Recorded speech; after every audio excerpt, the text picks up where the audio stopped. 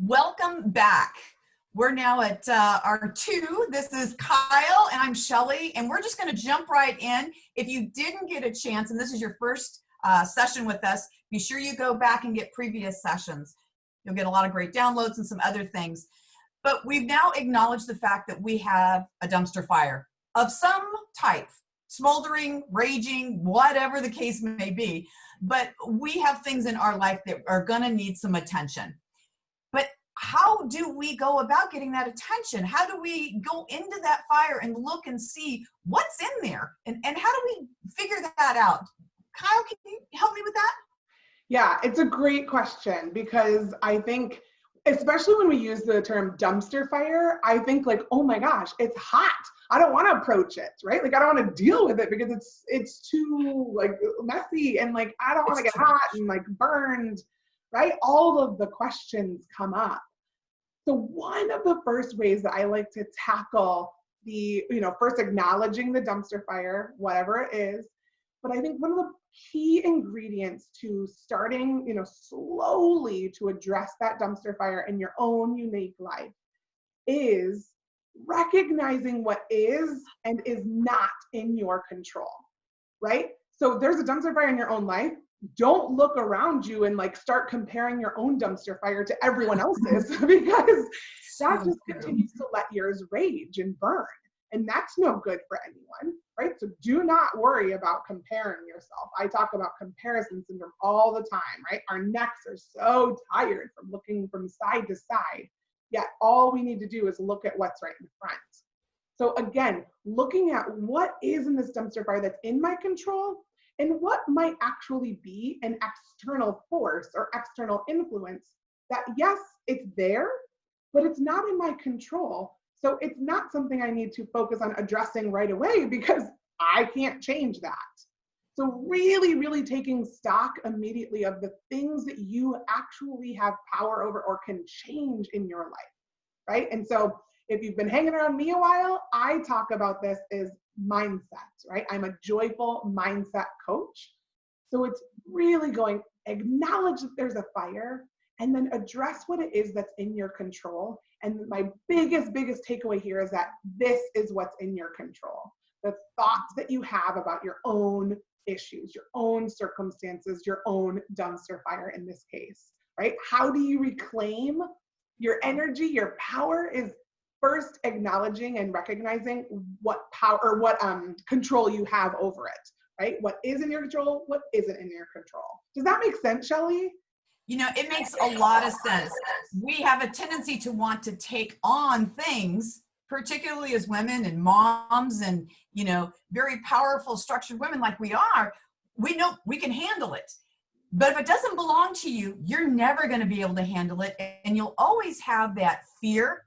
You'll always have that failure mentality. And so when we look at it and try and compare, it's like, no, you can't compare because it doesn't belong to you. So one of the tools that we like to use, particularly in crisis intervention and really looking at the impact of what's going on, is in the first video we talked about just writing things down that you think are a part of your dumpster fire. Doesn't matter whether they were yours or not, just to write them down, what you see in there. But then we go to that wonderful little worksheet number 2 there, and we're going to organize it. We have to figure out what's important. And you'll notice that it goes from red all the way down to blue. Red, of course, being the hottest items. What is the hot items that are in your dumpster fire? What are the big things that even if you took it away from someone else, it's still going to be on fire? I think of now moms or dads who are having to now homeschool all of a sudden. You didn't go and become a teacher. That was not your goal. That was not your plan. But now you're a homeschool teacher, right? So maybe that's one of the biggest things. Or you've got somebody else that's, has an immune deficiency disorder of some type, and they're in dire need of help. They can't go out. They can't do things. And if it wasn't for you, that they wouldn't get groceries. They wouldn't get things. What are the primary things? Or is it that closet that, you'd like to take care of, or those box of photos that I would really like to go through? But sometimes we can't even do that. And that's okay. We just need to organize and look through it. And when you write things down on paper, you give life. And it's an additional acknowledgement of what's going on in your life, what's not going on in your life. And then you see something going, I'm really having problems with my sibling.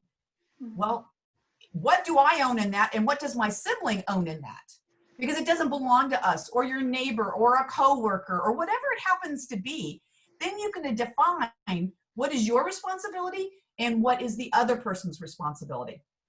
And when we can own only what's ours, and we can only do so much, so that fire may always rage, but now you kind of got like the rocks around it and you've contained it. It may always be a fire, but it's contained because it's not going to spread to everything else in your life, because you know, I've only done what I can do with that portion of the fire.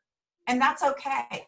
You know, fire is a good thing. We use it for, you know, igniting us, giving us power, giving us strength. Fire is a good thing. If I didn't have so much fire, I wouldn't be sitting here with Kyle. But we have to contain it in some kind of way. And that's kind of where we're going to head off into in our next couple series of videos here, is about containing and maintaining that fire. So having a dumpster fire is not a bad thing. We all have them. Sometimes they're more raging than others, but acknowledging it and then figuring out what's in my dumpster fire. This has been very challenging for both Kyle and I, because we teach and we get out there and we're used to being in person and talking to people. But what do I have control over? I only have control over this method right now, but I'm still trying to get the information out there that you can be in control of your dumpster fire. Don't let it get out of control by acknowledging it and figuring out who's in it, what's in it, and where it's located, so that you get to reorganize it and make sure that you're in control. I love it. That's so good. And you made me think of something with our worksheet that we created, is that sometimes it's not about what gets done. It's about the to-do list itself, right? It's about showing up. And like you said something really cool. It was like, you're almost like speaking into existence, like the power that you have and the control you have over things by organizing it when you do it. Like that activity alone is powerful, you guys. So Powerful. I encourage you, use the worksheet, because sometimes you think you're heading in one direction, you start writing it down, and you show up somewhere completely unexpected. So, as Shelly said, dumpster fires are not bad. They're a beautiful thing. They help us to take pause and reflect. So I leave you with, go and reflect, because maybe it's the to-do list itself, and that's the exercise you need today to help get control over what is actually happening in your own life. All right. Yay! Perfect. We're going to come back in another one. Be sure you look out for our next email and our next video as we continue on this series of handling and reclaiming your 2020 dumpster fire. See you soon. All right. Bye. Bye.